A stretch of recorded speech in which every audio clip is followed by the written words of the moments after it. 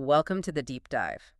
Have you ever found yourself just completely mesmerized by a performer, watching them just inhabit a role so completely? Oh, definitely. And it sparks this curiosity about the journey that brought them to that standout moment. Exactly. You wonder how they got there. Well, today we're doing a deep dive into exactly that kind of talent. Someone who has, consistently delivered these powerful, really nuanced performances. Especially in a show that became, well, more than just a phenomenon. It kind of redefined spin-offs, didn't it? It really did. We are, of course, talking about Rhea Seehorn. She's an American actress director, too, whose career path is, I think, every bit as fascinating as the character she plays. Absolutely. Deliberate is a good word for it. Right. So our mission today, really for you listening, is to explore this rich tapestry of her career. We're going to trace her path from her early artistic stuff, the real grit of breaking into the industry. Yeah, the less glamorous side. Exactly. All the way through her breakout success playing one of TV's most compelling characters, let's be honest. No question. And then beyond that, into her expanding role now as this multi-hyphenate talent. And to guide us, we're pulling all our insights from a really comprehensive look at her Wikipedia profile. Which is surprisingly packed, actually. It really is. It gives us a great roadmap through her, remarkable journey. And what's so compelling, I think, is that while, yeah, loads of people know her for that role, that iconic one. Kim Wexler, yeah. Right. And she got so much acclaim for it, deservedly so. But the depth of her background, both personal and professional, it reveals this much more deliberate and diverse path than you might first think. That's a great point. So we'll connect the dots for you, help you understand how her earliest influences, childhood experiences, those first artistic pursuits, they weren't just things that happened before success. They were foundational. Exactly. They actively laid the groundwork. We'll trace it right through to her recent awards, even give you a peek at what's coming up next. Yeah. Just paint that full, vivid picture of her ascent, which was, importantly, really well earned. Okay, so let's start right at the beginning. Her name. She was born Rhea Seehorn, May 12, 1972, Norfolk, Virginia, which makes her 53 today. Right. But here's something that really jumped out at me. She's actually gone by her middle name, Rhea, since she was a kid. Interesting. And the reason, apparently a disassociation with the name Debbie from really early on. Wow, okay. Which isn't just, I prefer this name. It feels like an early act of defining herself, doesn't it? It really does, like choosing your own path early. Yeah, to sort of shed a common name and embrace something more unique. It hints at this strong sense of identity, self-awareness, even way back then, almost like she was curating her own persona from the start. That's a really sharp observation, that self-definition aspect. And if we connect that to, the bigger picture of how she developed, maybe that inclination was shaped further by her childhood. How so? Well, her family moved a lot during her childhood. It was a truly nomadic experience. Washington, D.C., Arizona, even Japan. Wow, Japan too. Yeah. And that's not just changing schools, right? It's this profound thing. Constant moving demands huge adaptability, resilience. You're always observing new social dynamics, new cultures. Constantly the new kid, basically. Pretty much. And you have to reestablish yourself over and over. For a kid, that can really cultivate a heightened sense of observation, a deep understanding of people in different contexts. You could totally see how that might feed into her acting later, being able to slip into different characters, different worlds. It seems plausible, doesn't it? That ability to understand diverse perspectives, maybe it came partly from that. And it's also worth noting her parents' jobs. Oh, yeah. What did they do? Her mom was an executive assistant for the Navy, and her dad was an agent in the Naval Investigative Service, NCIS, basically. Whoa, okay. So demanding roles. Definitely roles that require precision, intelligence, attention to detail, discipline, qualities you kind of see reflected in the meticulous nature of her performances sometimes. That's interesting. And before acting even came into the picture, she had this other really strong artistic path, didn't she? Yes, absolutely. Visual arts. She followed in the footsteps of her father and grandmother. They were artistic too. So it ran in the family. Seems like it. She studied painting, drawing, and architecture from a young age. And the sources make it clear this wasn't just like a weekend hobby. Right. It was serious. It was a serious pursuit. Imagine spending hours learning composition, perspective, how light and shadow work. Skills that demand really close observation and understanding structure. Exactly. A deep engagement with visual arts that clearly came before acting. It suggests this natural inclination towards creative expression, understanding the world visually. So she had this whole visual arts thing going on. Right. And that leads us to this really fascinating pivot point. While she was still doing the visual arts, her passion for acting started to grow, especially after she got introduced to contemporary theater while she was at George Mason University. Ah, the college influence. Yeah. And it brings a really interesting question for us, I think. How does having that kind of early, rigorous grounding in visual arts, the observation, the structure, how does that inform or influence how a performer approaches their craft? Acting, I mean. That is a good question. I mean, you'd think it has to give her some kind of unique advantage, right? Like a painter sees how elements work together on a canvas, how color shifts mood. Okay, yeah. Could that translate for an actor into like a better awareness of physicality on stage? Or how characters relate spatially? Or even the emotional colors of a scene? I think so. Maybe it helps build the internal architecture of a character, like an architect designing a building, but for a person. Precisely. You've really hit on some key connections there. Think about how a visual artist uses line, form, negative space to tell a story without words. Right. Nonverbal communication. Which is invaluable for an actor. It could show up in her precise body language, her ability to convey so much with just a look. Which she definitely does. Yeah. Or even her awareness of how lighting and set design frame her visually. She might just get the rhythm and composition of a scene, not just the dialogue, but how bodies move, how shots are framed. So that cross-disciplinary training gave her this unique toolkit. Seems likely. An analytical depth that goes beyond just traditional acting techniques. Her artistry seems rooted in this fundamental understanding of creative construction, whatever the medium. Okay, so after graduating from George Mason, she was actively looking to get into theater. Her acting teacher encouraged her, which says something right there. Yeah, someone saw the potential early. But, like for so many artists, the path wasn't exactly glamorous at the start. She took a lot of what the source calls ancillary positions in the DC theater scene. Right, the support roles. Box office, backstage. Exactly. And it wasn't just about earning money, though obviously that was part of it. It was strategic, trying to get noticed, be around the work, learn the whole ecosystem from the inside out. Total immersion. Yeah.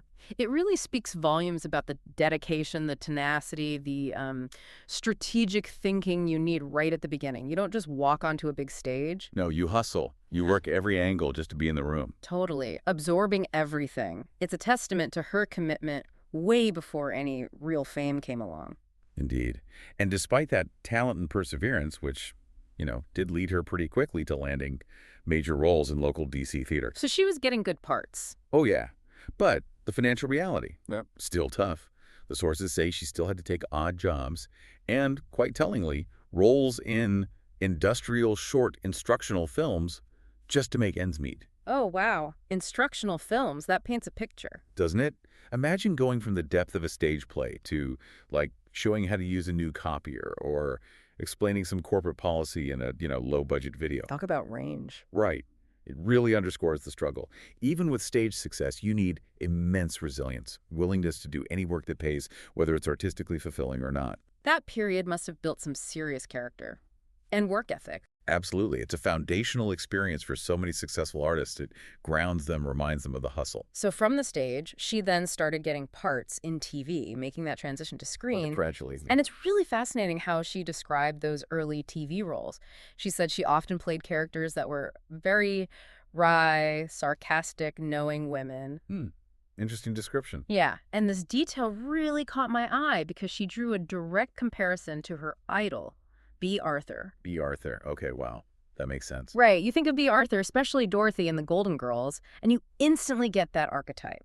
Sharp wit, intelligence, maybe a cynical edge, commands attention, great timing. Totally. Strong presence. So her aligning herself with that kind of powerful female archetype early on, it suggests this leaning towards strong, smart, often sharp-tongued women, a type she'd later, perfect and redefined in amazing ways. But maybe adding layers of vulnerability later that weren't as visible then. Yeah, that's very telling, isn't it? Her self-awareness about the roles she was getting, idolizing B. Arthur, it indicates this conscious alignment. It definitely foreshadows the complex characters to come. But it wasn't all smooth sailing on TV yet. No, definitely not. This period also had its share of industry realities, disappointments. A lot of these early TV roles were in short-run series canceled after 1 or 2 seasons. Ah, the classic actor experience. So common, right? Huh. Navigating the volatile world of TV. Promising projects get cut short for reasons totally outside the actor's control ratings. Network whims. Must be soul-crushing sometimes. It's another layer of the grind. You're constantly looking for the next gig, bouncing back from disappointment, trying to stay optimistic. It tests your resilience, forces you to keep honing those audition skills, adapt quickly. And among these early roles, there's this amazing what-if moment. Really highlights how unpredictable Hollywood can be. Oh, yeah. This next detail really stands out. She landed the lead in a pilot for an American version of an Argentine telenovela called La Lola. The U.S. version was titled Eva Adams. Eva Adams. Okay. What was the premise? Get this. A womanizing executive gets magically turned into a woman Oh. through witchcraft as revenge for how he treated women. Okay, that sounds like potential gold. Dramedy, right. Totally. It was envisioned like Ugly Betty, which is Yeah. also a telenovela adaptation. Remember, Yo Soy Betty, La Fea. Right. Successful format. And she even co-starred with James Vanderbeek. Dawson himself. Yeah. Yeah. But ultimately, it was not picked up for a regular series. Oh, man. The classic pilot graveyard story. Exactly. A near miss that could have completely changed her career path. Imagine if Eva Adams had been a hit. Her trajectory, her public image, the roles she got offered, all potentially different. It really shows how much hinges on those unseen moments, doesn't it? One network decision changes everything. The narrow margins of the business. Okay, let's fast forward a bit. May 2014. The news breaks that really changes everything for her career. Rhea Seehorn is cast in Breaking Bad's spin-off prequel, Better Call Saul. Huge news at the time. Massive anticipation. Absolutely. Created by Vince Gilligan and Peter Gould, the minds behind one of TV's most acclaimed dramas ever, the show was set to explore Saul Goodman's origins. Yeah, Bob Odenkirk's character. Right. So this set the stage for what became a truly groundbreaking, career-defining role for her. The expectations were enormous, given Breaking Bad's legacy. For sure. A lot of pressure on that whole cast, especially introducing new characters into that world. Definitely. And what's so fascinating is how her character, Kim Wexler, evolved. She portrays Kim, this brilliant, initially very principled lawyer, Right. who becomes the incredibly complex love interest and really the ethical foil to Jimmy McGill, who becomes Saul Goodman. Played by the amazing Bob Odenkirk. Phenomenal, yeah. Yeah. And initially, maybe some people saw Kim as just a supporting character, a love interest, Possibly. but through Seehorn's just extraordinary nuanced performance, Kim Wexler quickly grew. She became arguably the moral compass, the emotional core of the entire series. Absolutely the core. Her performance drew just widespread critical acclaim, not just technically brilliant, but for the profound depth she brought to this character, navigating these intense ethical tightropes, personal compromises, huge transformations. She made Kim Wexler so real. Totally. Her work made sure Kim wasn't just there to help Jimmy's story along. She was this fully realized person whose own journey, her own struggles, were often just as compelling, sometimes more compelling than Jimmy's. Captivated everyone. And the industry definitely noticed that impact. Her Kim Wexler performance got huge recognition, like across the board. Deservedly so. Instead of listing every single award, because there were quite a few, let's just look at the scope. Multiple nominations for the biggest TV awards, 2 Primetime Emmy nods for Outstanding Supporting Actress. Which felt overdue to many fans, by the way. Right. Critically, she won the Television Critics Association Award, the TCA Award for Individual Achievement in Drama in 2023, after 3 previous nominations. And that one's particularly meaningful, isn't it? Coming from the critics themselves, the people who watch and dissect TV for a living. Exactly. Plus multiple satellite awards, a Saturn Award, showing that broad appeal. Her contribution to the ensemble got recognized too. 3 SAG Award nominations. Which speaks to how well she worked within that incredible cast. And 3 Critics' Choice nominations for her individual performance. Maybe most tellingly, TV Line named her Performer of the Year in 2022 for her just astounding work on the show. Yeah, that final season performance was just... Wow. It really sums up how universally impactful and admired her portrayal became. So what does all this mean for us, the audience, and for her career in the bigger picture of TV drama? Yeah. Her ability to show Kim Wexler's strength, but also her vulnerability. Those painful moral compromises she made. Her intense inner turmoil, all with such depth, authenticity, precision. But it was masterful. I really resonated. profoundly. With audiences, with critics, it became one of the most compelling, most talked about characters in modern TV, and it just solidified Seehorn's status as an absolute acting powerhouse. No question. It speaks volumes about her skill in portraying complex moral ambiguity. That elevates her performances beyond just acting into real character studies. She brought this level of humanity to Kim. You understood her choices, even the bad ones. Exactly. You could understand, empathize, often agonize over her choices, even while watching her go down these darker paths. It wasn't just delivering lines. It was a masterclass in showing the slow, agonizing erosion of someone's moral compass. Making Kim Wexler totally unforgettable. Indelible. A benchmark for nuanced character portrayal. Her performance was this deep meditation on ambition, loyalty, self-preservation, themes that really hit home for viewers. And with that huge success on Saul, Rhea Seehorn didn't just, sit back. She started expanding her creative footprint, moving behind the camera. Showing that holistic understanding of storytelling. Exactly. In 2022, she made her TV directorial debut, the 4th episode of Better Call Saul's final season, Hit and Run. Which is a pretty big deal, directing an episode of that show in its final run. Huge step for an actor. Moving from interpreting a role to orchestrating the whole narrative, managing performances, cameras, pacing, tone. It shows real interest and ability to engage with storytelling differently. And it speaks volumes about the trust Gilligan and Gold had in her, right? Cemented her reputation as this versatile talent. She clearly understood that world inside and out. Absolutely. In that same year, she really solidified that multi-hyphenate status with the AMC web series Cooper's Bar. Oh, yeah. Tell us about that. Well, her role went way beyond just acting. She starred as Chris Latimer, sure, but she was also a co-creator, a director, and an executive producer. Wow, wearing all the hats. Seriously. From shaping the concept to guiding performances to overseeing production. It's remarkable, and her performance in it got her another Emmy nod. Outstanding actress in a short-form series. Proving her versatility across formats, too. Short form, digital. Exactly. And it raises that question again. How does wearing all those hats, acting, directing, producing, how does that contribute to her overall understanding and impact on a project? That is interesting. I mean, being involved in so many aspects must fundamentally change how you approach things, right? I think so. You must get this unparalleled view of how every single piece, from one-line reading to a background prop, fits into the bigger picture. Exactly right. It gives her a much more complete view of the narrative, so she can make more informed choices in any role. As an actor, she gets the director's vision, the producer's constraints, maybe better than others. And as a director, she can use her acting experience to guide performances more empathetically. Precisely. And as a producer, she understands the creative needs and challenges. It highlights this deep, almost architectural understanding of storytelling and production. She contributes with greater depth, greater confidence. It shows this profound commitment to the whole craft. And that trust, that creative synergy she built with the Saul team, it's clearly lasting, which is really exciting. Yeah. She's set to star in Pluribus. That's Vince Gilligan's next series after Better Call Saul. Whoa. Okay, that's huge news. Totally. Highly anticipated. Apple TV Plus picked it up for 2 seasons back in September 2022. 2 seasons already ordered. They have confidence. They do. First 2 episodes are slated for November 7th, 2025, so still a bit of a wait, but Worth waiting for, probably. definitely. That continued collaboration with Gilligan just speaks volumes about their mutual respect, their artistic understanding. It's not just another role, it's a reunion of a creative partnership that already gave us one of the best shows ever. Promises more complex, character-driven storytelling. Very exciting. And beyond these big TV projects, her portfolio is just incredibly diverse across all sorts of platforms, really shows her versatility, her willingness to try different things. Like what else?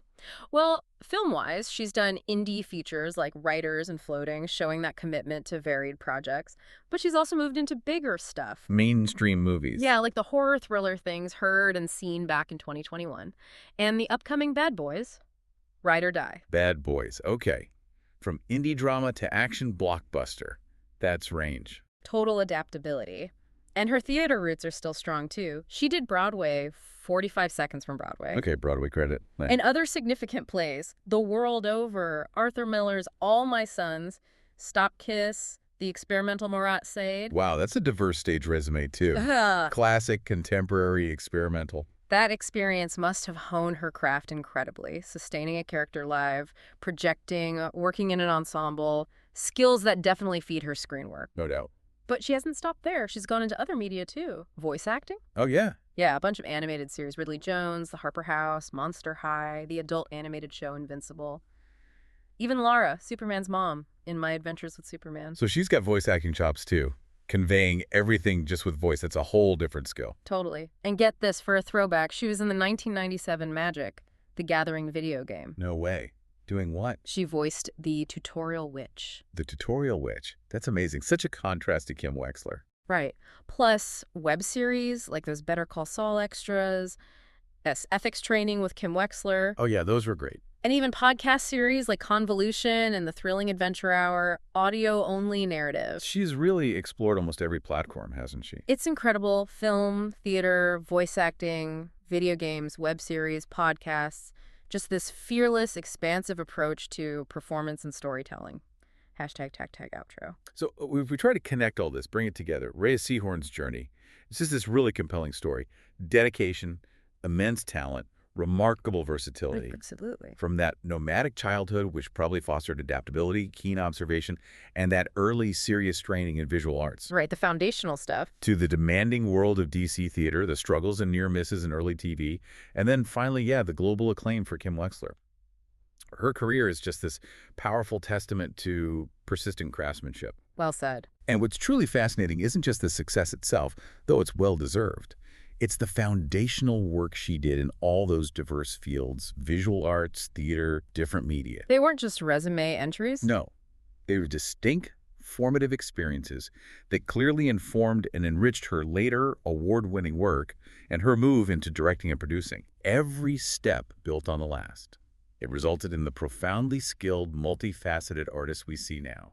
Her story really highlights the value of having a broad, diverse artistic foundation. So what does this all mean for you listening as you reflect on her journey? Maybe consider how Rhea Seehorn's seemingly separate early pursuits, painting, architecture, playing those wry, sarcastic women. Things that might seem unrelated. Exactly. They weren't detours. They weren't accidents. They were actually crucial building blocks. They uniquely equipped her to deliver performances with such incredible depth and complexity, and eventually to confidently step into directing. Makes you think. It's a really powerful reminder, I think, that every experience, every skill you learn, no matter how unrelated it seems at the time or how far it feels from your main goal, it can ultimately contribute to something profound, something impactful in your career.